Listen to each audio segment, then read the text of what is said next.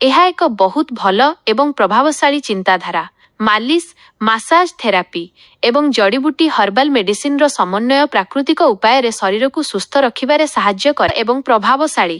ଆୟୁର୍ବେଦର ବିଶ୍ୱାସ, ସୁସ୍ଥ ଜୀବନର ପରିଚୟ।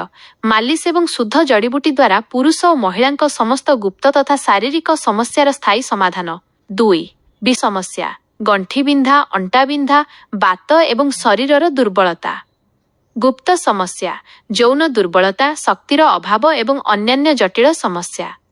ଚିକିତ୍ସା ପଦ୍ଧତି, ବିରଳ ଜଡ଼ିବୁଟି ପ୍ରସ୍ତୁତ ତେଲରେ ମାଲିସ୍ ଏବଂ ଆୟୁର୍ବେଦିକ ଔଷଧ। ଆୟୁର୍ବେଦ ସମସ୍ତ ପ୍ରକାରର ଶାରୀରିକ ଓ ଗୁପ୍ତ ସମସ୍ୟାର ସମ୍ପୂର୍ଣ୍ଣ ସମାଧାନ।